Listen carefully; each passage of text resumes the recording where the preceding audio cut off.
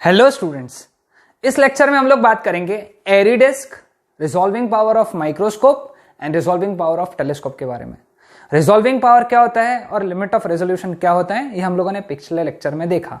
Okay और इन दोनों के बीच में रिलेशन भी देखा कि resolving power is reciprocal of limit of resolution, है ना।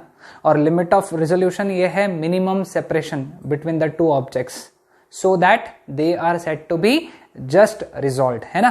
पिछला लेक्चर हम लोगों का बहुत इंपॉर्टेंट था, मैंने इनको डिफाइन किया था और ये बताया था कि जिस भी ऑप्टिकल इंस्ट्रूमेंट का रिजॉल्विंग पावर ज्यादा रहेगा या फिर लिमिट ऑफ रेजोल्यूशन कम रहेगा, रिजॉल्विंग पावर ज्यादा रहेगा या फिर लिमिट ऑफ रेजोल्यूशन कम रहेगा, वो ऑप्टिकल इंस्ट्रूमेंट अच्छा ऑप्टिकल इंस्ट्रूमेंट है ना। काफी डिटेलिंग तुम उससे देख सकते हो, हम लोगों ने काफी बात किया उस पर। अब हम लोग उसके आगे का पार्ट पढ़ेंगे which is Airy disc. Okay, Airy disc में तीन चीजें होती है, एक होता है सोर्स, एक होता है सर्कुलर अपर्चर और एक होता है स्क्रीन। ओके, अब यहां पे एरी डिस्क का कंसेप्ट क्या है, एक एबे नाम के साइंटिस्ट ने, एबे, उसने ये ऑब्जर्व किया। क्या ऑब्जर्व किया कि अगर सोर्स सर्कुलर अपर्चर के सामने रखा है, okay, if a source is kept on in front of circular aperture और उसके पीछे स्क्रीन रखी है, इस सर्कुलर अपर्चर के पीछे स्क्रीन रखी है, तो उसको स्क्रीन के ऊपर कुछ इस तरीके का डिस्टेंस या सॉरी इस तरीके का you can say structure observe हुआ।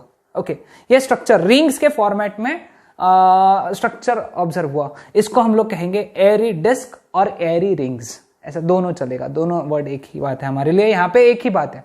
ओके, डिस्क और रिंग में फर्क है, लेकिन this structures are known as Airy disc या फिर एरी रिंग्स।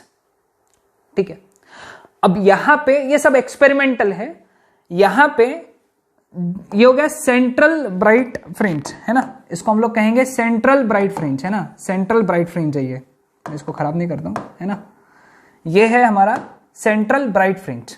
अब सेंट्रल ब्राइट फ्रिंज और first minima, okay, according to Abbe, A B B E, अब्बे नहीं पढ़ना इसको, अबे हाँ, इट इज एबे, है ना। एबे के हिसाब से central maxima and first secondary minima के बीच का जो डिस्टेंस होता है linear distance, that was 1.22 lambda. That was all experimental calculations, है ना, ये एक्सपेरिमेंटली आया, इसको तुम बेसेल फंक्शन से प्रूव कर सकते हो, लेकिन that is in higher studies, Bessel functions, है ना, उसको यूज करके तुम प्रूव कर सकते हो, लेकिन we are not getting into the derivation now. हम लोग सिर्फ ये याद रखेंगे कि सेंट्रल मैक्सिमा और फर्स्ट मिनिमा के बीच का जो डिस्टेंस होता है वो होता है 1.22 लैम्बडा। ओके, ये याद रखना है क्योंकि ये यूज होगा अभी। ओके, तो ये था एरी डिस्क का कॉन्सेप्ट। ओके, और भी डिस्टेंसेस है, उसके फॉर्मूलेज दिए, अगेन एज आई रिपीट, फॉर्मूले अपने पास में बहुत सारे, फर्स्ट सेकेंडरी मिनिमा का भी है, सेकंड सेकेंडरी मिनिमा का भी है, थर्ड सेकेंडरी मिनिमा का, फर्स्ट मैक्सिमा का भी है, सेकंड मैक्सिमा का भी है, लेकिन वो डिस्टेंसेस अपने काम में नहीं आने वाले, ये काम में आएगा, इसलिए ये लिखा और ये याद रखो। तो एक कॉन्सेप्ट ध्यान में आया कि एबे नाम के साइंटिस्ट ने यह बोला कि एक सर्कुलर अपर्चर के सामने अगर तुम सोर्स रखते हो तो पीछे जो स्क्रीन होती है उसके ऊपर तुमको कुछ इस तरीके का स्ट्रक्चर दिखेगा और उसके अंदर सेंट्रल मैक्सिमा और फर्स्ट सेकेंडरी मिनिमा के बीच में डिस्टेंस होगा 1.22 लैम्बडा। ठीक है, यहां तक ध्यान में है सभी को, आसान था ना यहां तक। अब बात आती है सेकेंड कॉन्सेप्ट पे, resolving power of microscope. Again as I repeat कि माइक्रोस्कोप का कंसेप्ट हमको मालूम है, दो बहुत छोटे ऑब्जेक्ट्स को मैग्नीफाई करने का काम माइक्रोस्कोप करता है ना, ये हमको पता था। ओके, सपोज वो दो छोटे ऑब्जेक्ट्स हैं हमारे पास में, ए और बी, लेट अस से, ओके, ए और बी, ये माइक्रोस्कोप है, उसका एक लेंस है, ओके, कॉन्वेक्स लेंस है, और ये स्क्रीन है पीछे। ठीक है, अब ये जो ए ऑब्जेक्ट है, इससे ये रेज निकलेंगी ऐसी, इसको नाम दूंगा m, इसको नाम दूंगा n, और यहां से निकल के वो यहां पे मीट करेंगी, तो ये बन गया a का image a dash. Okay, a dash बोलने के बजाय मैं इसको p बोल दूंगा, a का जो इमेज बना वो p बना। ठीक है, ये रेस देख लो, कुछ डाउट आता है तो पूछो, है ना, simple, very simple. Okay, now B से निकलने वाली रेस कैसे जाएंगी? बी से निकलने वाली रे, एक रे ऐसी जाएंगी और एक रे जाएगी ऐसी, ठीक है, और वो जाके मीट करेगी यहां पे,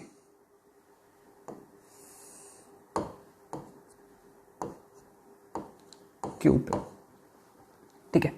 अब एक बात ध्यान में रखना, सिंस ए बी का इमेज पी क्यू बन रहा है, देखो ए बी पी क्यू, तो दिस इज मोस्ट इंपॉर्टेंट, हमेशा माइक्रोस्कोप इन्वर्टेड इमेज बनाता है, उल्टी इमेज बनाता है, ओके, इन्वर्टेड या उल्टी इमेज बनी है ना, पी क्यू नीचे बना, ए बी ऊपर था, पी क्यू नीचे, देखो orange green orange green, clear with this, okay.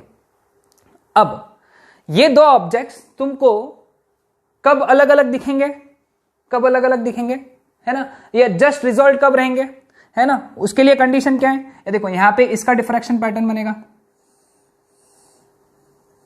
है ना, ऐसा कुछ तो बनेगा, सॉरी, है ना, इस तरीके का बनेगा, ये भी नहीं बनाना है हमको, इस तरीके का डिफ्रैक्शन पैटर्न इसका बनेगा, ये बना पी का मतलब ए का जो इमेज है पी, उसका डिफ्रैक्शन पैटर्न बना, इसका ये हो गया सेंट्रल मैक्सिमा, है ना। सिमिलर वे में हम लोग किसका बना सकते हैं, क्यू का भी बना सकते हैं, क्यू का हमको इधर बनाना पड़ेगा, तो क्यू का कैसे बनाएंगे,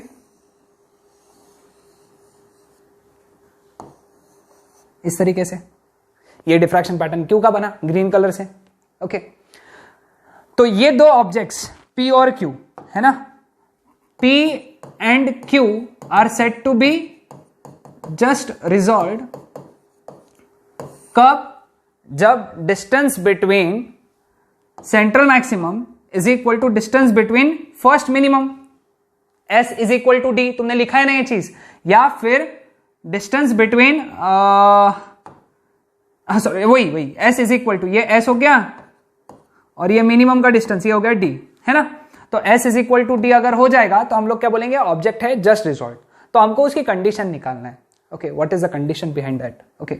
इसको मैं D नहीं बोलूंगा, इसको मैं चेंज कर दूंगा नाम, है ना, तो क्लियर विद दिस, यहां तक ध्यान में आया कि दो इमेजेस सेपरेट कब दिखेंगी, जब दोनों जस्ट रिजॉल्व होंगे, या फिर एक का सेंट्रल मैक्सिमम, ये पहले वाले ये इसका सेंट्रल मैक्सिमम इसके फर्स्ट मिनिमम के साथ में कोइंसाइड हो रहा है, तभी अपने को दो इमेजेस जस्ट रिजॉल्व होंगी, ये क्लियर है, ओके। तो अब देखते हैं यहां पे कंडीशन क्या है हम लोग निकालेंगे पाथ डिफरेंस। अब देखो B से निकलने वाली रेज जो P तक पहुंचेंगी, कुछ रेज B से निकल के P पे भी पहुंचेंगी, है कि नहीं, जो B से निकल के P तक पहुंचेंगी, अगेन आई रिपीट, जो रेज B से निकल के P तक पहुंचेंगी उनके बीच में पाथ डिफरेंस कितना रहेगा, ओके, उनके बीच में पाथ डिफरेंस कितना रहेगा, तो path difference delta would be equal to, ज्यादा डिस्टेंस कितना है, BN प्लस NP,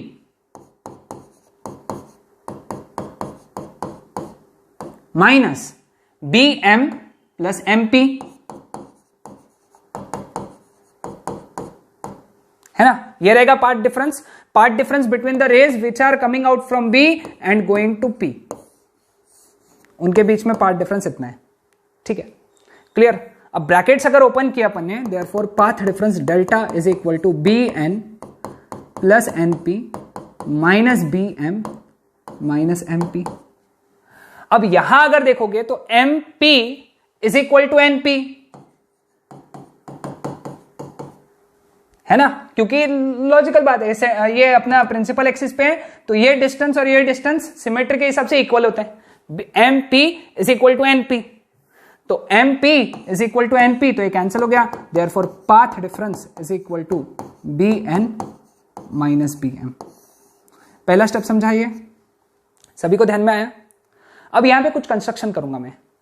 अब देखो A से निकलने वाली रे N तक पहुंच रही है और B से निकलने वाली रे भी N तक पहुंच रही है, लेकिन ज्यादा डिस्टेंस कौन कवर कर रही है, B से निकलने वाली रे ज्यादा डिस्टेंस कौन कवर कर रही है, B से निकलने वाली रे कितना डिस्टेंस कवर कर रही है एक्स्ट्रा, तो मैं यहां से परपेंडिकुलर डाला C, ठीक है, मैंने परपेंडिकुलर डाला C, ओके, और यह एंगल लेटस से अल्फा है, तो ये भी अल्फा रहेगा, ठीक है। अब देखो यहां पे ए एन और सी एन इक्वल है, A N is equal to C N. तो बी एन कितना हुआ, B C plus C N हुआ, B N is equal to B C plus C N. मैं यहां पे लिख दूंगा B N is equal to B C plus C N. अब बी एम की बात करेंगे, है ना। अब बी एम के लिए अब मैं क्या करूंगा, इसको थोड़ा पीछे एक्सटेंड करूंगा और यहां से परपेंडिकुलर यहां डालूंगा। इमेजिन करो परपेंडिकुलर डाला डी पे, ओके, है ना। ये देखो मैंने एम बी को पीछे एक्सटेंड किया और परपेंडिकुलर डाला। अब यहां से समझ में आ रहा है कि ए एम और डी एम इक्वल है, A M is equal to D M. तो फिर बी एम कितना हुआ, B M D N minus D B, okay, B M कितना हुआ, D M minus D B, D M minus D B. Substitute करेंगे ये values यहां पे, तो therefore we get delta is equal to B N की जगह क्या डालेंगे, B C plus C N, minus कर देंगे इसको तो क्या आ जाएगा, minus D M plus D B. समझ में आया सबको यहां तक। अब देखो यहां पे सी एन किसके इक्वल है, ए एन के इक्वल है। C N is equal to A N, लेकिन ए एन किसके इक्वल है, जो ए एन है, ए एन ए एम के इक्वल है। वही सिमेट्री वाला रूल, ए प्रिंसिपल एक्सिस पे तो A N is equal to A M, लेकिन ए एम किसके इक्वल है, ए एम किसके इक्वल है, डी एम के इक्वल है, यानी सी एन डी एम के इक्वल है, सी एन डी एम के इक्वल है, तो दोनों कैंसिल हो गए। तो therefore path difference is equal to B C plus D B. ठीक है, क्लियर हुआ। अब लास्ट स्टेप की तरफ आ रहे हैं, बस लास्ट चल रहा है, अब लास्ट स्टेप आ जाएगा। अब यहां पे देखो, सपोज ये डिस्टेंस जो अपने को निकालना है डी है, small D, okay, A B is equal to small D. अब अगर ये अल्फा है तो एक छोड़ के ये भी अल्फा रहेगा, ये अल्फा है तो ये भी अल्फा रहेगा। सिमेट्री के हिसाब से दोनों अल्फा आएंगे, ज्योमेट्री के हिसाब से दोनों अल्फा आने वाले, उसमें भी ये डी है, ओके। तो ये जो डिस्टेंस हो गया अपना सी बी और डी बी, ये हो गया डी साइन थीटा अपोजिट, और ये भी हो गया डी साइन थीटा, है ना। तो क्या आएगा, बी सी हो गया D sine theta, D B हो गया डी साइन थीटा। तो therefore path difference is equal to 2d sine theta. समझ में? ओके। अब ये जो डिस्टेंस है, यहां पे ये जो डिस्टेंस रहेगा d, according to Abbe's formula, sorry 2d sine theta, ये होना चाहिए लैम्बडा के इक्वल। यहां पे मिनिमा फॉर्म करने के लिए लैम्बडा के इक्वल होना चाहिए। लेकिन इमेजिन करो, सपोज यहां पे मीडियम है, कोई दूसरा मीडियम है इस जगह में, ये जो एरिया दिख रहा है ना, बहुत खराब हो जाएगा अभी ये डायग्राम। तो यहां पे सपोज इमेजिन करो कोई मीडियम है, तो मैं यहां पे लिखूंगा लैम्बडा एम। लैम्बडा एम की जगह क्या लिख सकते हैं, लैम्बडा अपॉन म्यू, है कि नहीं। तो देयरफॉर ये थीटा नहीं आएगा, थीटा नहीं, सॉरी यहां पे आएगा अल्फा, सॉरी यहां पे अल्फा आएगा, तो ये आ जाएगा अल्फा। तो therefore d is equal to lambda upon 2 mu sine alpha. So this is the formula for limit of resolution. Okay, this is the formula for limit of resolution of कौन से objects, non luminous objects.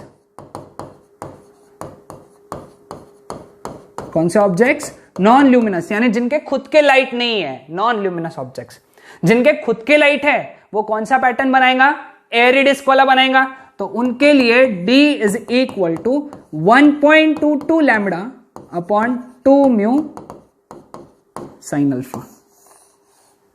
This is limit of resolution of, sorry for चाहिए ये, for luminous objects, non luminous objects, luminous objects. ठीक है, अब इसमें भी क्या याद रखना है, फॉर अ माइक्रोस्कोप,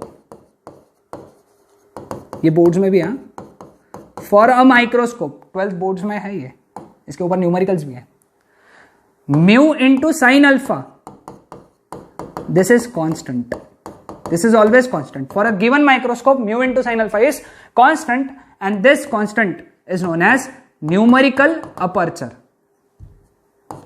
क्या बोलते हैं उसको, न्यूमेरिकल अपर्चर, शॉर्ट में लिखते हैं इसको Na। तो डोंट बी सरप्राइज्ड जब तुमको फॉर्मूला, ये वाला फॉर्मूला दिखे, d is equal to lambda upon 2Na, और ये वाला फॉर्मूला दिखे d is equal to 1.22 lambda upon 2 into Na। तो अगर ये फॉर्मूला दिखते तो डोंट गेट सरप्राइज्ड, है ना। Na यानी क्या होता है, numerical aperture mu sine alpha. कुछ प्रॉब्लम्स में म्यू साइन अल्फा की वैल्यू डायरेक्टली दी रहेगी, नहीं तो कुछ इसमें बोल रहेंगे म्यू दिया रहेगा, अल्फा दिया रहेगा। ओके, हाँ, कुछ जगह पे अल्फा के लिए तुमको semi vertical angle of cone बोलेंगे, semi vertical angle of cone, ये भी याद रख लो, उसमें लिख के रख लो, अल्फा ये दिया रहेगा, semi vertical angle of cone. Okay, तो ये था किसके बारे में, माइक्रोस्कोप के बारे में। अब अगर तुमको बोला कि इसका लिमिट ऑफ रिजोल्यूशन आ गया, रिजॉल्विंग पावर निकालो, तो उल्टा कर दो। वो इसलिए नहीं लिख के दिया क्योंकि दैट इज नॉट नीड, इसका रेसिप्रोकल लेना है। ये फॉर्मूला लर्न हो गया तो उसका रेसिप्रोकल तो बहुत आसानी है ना, इसलिए। Clear with this? हाँ, okay. Coming on to next part, which is resolving power of telescope. Okay, resolving power of telescope. Resolving power of telescope में ये चीज काम में आएंगी, D, that is diameter of objective lens of telescope.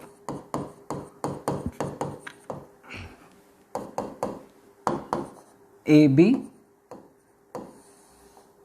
ये होता है D, डायमीटर। ओके, कभी कभी इसको अपर्चर भी बोलते हैं, अपर्चर। ऑब्जेक्टिव लेंस क्या होता है, देखो तुमने अगर देखा होगा टेलीस्कोप, लंबे टेलीस्कोप होते हैं, है ना, उसमें दो लेंस होती हैं, एक होती है तुम्हारे आंखों के पास में और एक होती है आंखों से दूर। जो आंखों के पास में होती है उसको बोलते हैं आईपीस, और जो आंखों से दूर होती है एक्चुअली वो ऑब्जेक्ट के पास में होती है ना। ये वाली लेंस ऑब्जेक्ट के पास में है तो इसको बोलते हैं ऑब्जेक्टिव, और इसको बोलते हैं आईपीस। तुम ऐसा देखते हो तो this is eyepiece, this is objective. हम जो बात कर रहे हैं वो ऑब्जेक्टिव की बात कर रहे हैं, ठीक है। किसकी बात कर रहे हैं, ऑब्जेक्टिव की। अब यहां पे हमारे पास में दो रेज है, ये आ रही है पहली रे, ठीक है,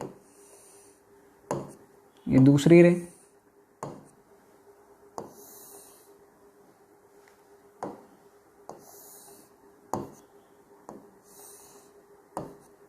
ठीक है। Clear with this? ये पहला रे समझा। और दूसरा रे, दो ऑब्जेक्ट्स हैं ना, दो ऑब्जेक्ट्स, दो अलग अलग ऑब्जेक्ट्स को देखना है ना, तो ये पहले ऑब्जेक्ट्स है और दूसरे ऑब्जेक्ट्स है, sorry,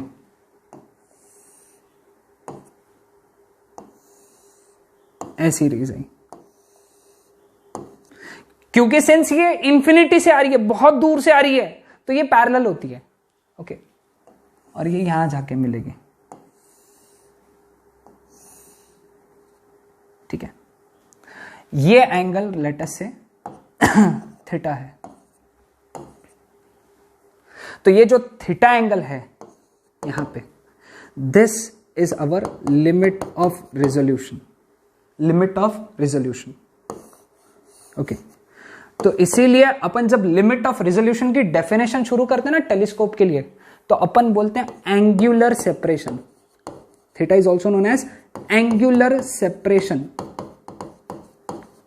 between the two objects, angular separation between the two objects, ये यूज होता है ना। वहां पे लीनियर सेपरेशन यूज करते हैं, वहां पे यानी कहां पे, माइक्रोस्कोप में। लेकिन टेलीस्कोप में हमेशा लिमिट ऑफ रेजोल्यूशन थीटा रहेगा। थीटा यानी angular separation between the two objects, distant objects. यहां पे कुछ कुछ बुक में दिया रहेगा डिस्टेंट ऑब्जेक्ट्स, ठीक है। अगेन एज यूजुअल, है ना, ये दोनों इमेजेस जो है, ये ग्रीन कलर वाले की इमेज और ये ऑरेंज कलर वाले की इमेज, ठीक है। ये दो इमेज डिस्टिंक्ट कब रहेगी? ओके, जब इनके बीच का डिस्टेंस रहेगा 1.22 लैम्बडा। अब तुम लोगे सर लुमिनस नॉन लुमिनस का फंडा यहां पे अपन लुमिनस ऑब्जेक्ट ही कंसिडर करते हैं, क्योंकि जब तक वो लुमिनस नहीं रहेगा तब तक तुमको दिखेगा ही नहीं वो ऑब्जेक्ट, है ना। ये जो दो ऑब्जेक्ट्स रहेंगे इधर, जो बहुत दूर से आ रहे हैं, जो सितारे हैं, तारे हैं, स्टार्स, ये लुमिनस ही होना चाहिए ना, क्योंकि इनका खुद का ही लाइट रहेगा। दूर के जो ऑब्जेक्ट्स रहेंगे उनसे खुद का ही लाइट आएगा, तभी तो तुम उनको देख पाओगे ना। माइक्रोस्कोप में ऐसा जरूरत नहीं है, यू कैन यूज, तुम्हारे पास में अगर ऑब्जेक्ट लुमिनस है तो ठीक है, नॉन लुमिनस है तो उस केस में तुम बाहर से लाइट लगा सकते हो, लेकिन वो ऑब्जेक्ट्स के लिए बाहर से लाइट कहां लगाओगे? इतना दूर है ना, वहां पे बल्ब लगाओगे क्या, हैलोजन लगाओगे? नहीं ना, तो वो हमेशा लुमिनस ही रहेंगे। तो लुमिनस रहेंगे तो कंसेप्ट आ जाएगा 1.22 लैम्बडा का। अगर वो नॉन लुमिनस रहते थे तो लैम्बडा ही आता था, लेकिन वो लुमिनस रहेंगे, स्वाभाविक सा बात है। अगर वो लुमिनस नहीं रहेंगे, मतलब नॉन लुमिनस रहेंगे, तो दिखेंगे ही नहीं, तो हमेशा वो लुमिनस ही रहेंगे। तो ये होना चाहिए डिस्टेंस 1.22 लैम्बडा, ठीक है। लेकिन अगर तुम देखोगे ये एंगल थीटा है तो ये एंगल भी थीटा रहेगा, ठीक है। अब देखो यहां पे, अगर ये एंगल थीटा है ना, मैं परपेंडिकुलर डाला तो ये एंगल भी थीटा रहेगा, है ना। तो according to arc length upon radius, तो डी थीटा आ जाएगा, ये डी थीटा आ जाएगा यहाँ पे, डी इंटू आर्क लेंथ, है ना। Arc length is equal to, angle is equal to arc length upon radius, radius यहाँ पे डी है ना, तो D theta is equal to ये आ जाएगा। तो यहाँ पे कंडीशन क्या बनती है टेलीस्कोप में, जो डी थीटा है, D theta, theta is very very small, है ना, थीटा वेरी वेरी स्मॉल होता है, तो वो होना चाहिए 1.22 lambda. Therefore theta is equal to 1.22 lambda by capital D. बहुत ज्यादा इंपॉर्टेंट फॉर्मूला, है ना, 1.22 लैम्बडा बाई डी। अब इसमें दो फॉर्मूलेज नहीं है, माइक्रोस्कोप में दो थे, lambda upon 2 mu sine alpha और 1.22 lambda by 2 mu sine alpha. यहाँ पे एक ही है 1.22 लैम्बडा बाई डी। हाँ, लैम्बडा क्या है, wavelength of light, and capital D, what is capital D? Capital D is diameter of objective. हाँ, यहां पे याद रखना, diameter of objective. Resolving power बोला था डी अपॉन 1.22 लैम्बडा। ओके, सो एक बात यहां पे याद रखना है, क्योंकि ये बोर्ड्स में क्वेश्चन आ चुका है ना, महाराष्ट्र बोर्ड्स के 12th बोर्ड्स के एग्जाम में क्वेश्चन आ चुका है कि टेलीस्कोप का रिजॉल्विंग पावर किस पे डिपेंड करेगा। It depends on diameter of objective, okay, या फिर aperture of objective. It does not depend on focal length of objective, focal length पे डिपेंड नहीं करते हैं ऑब्जेक्टिव के, it depends on diameter of objective, capital D. Okay, ये याद रखना है, डी इज डायामीटर, मैंने लिख के दिया है ना। तो ये था सारा चीज किसके बारे में, resolving power and limit of resolution of microscope, telescope and Airy disc. हम लोगों ने बढ़ लिया है सारी चीजें, इसके अंदर इंपॉर्टेंट फॉर्मुलेज हैं, सारा कंसेप्ट फॉर्मूला बेस्ड है। ओके, तो इसके कुछ न्यूमेरिकल्स है जो मैं अगले लेक्चर में सॉल्व करा लूंगा। ओके, फिर हम लोग नेक्स्ट लेक्चर से चालू करेंगे polarisation of light. That's it.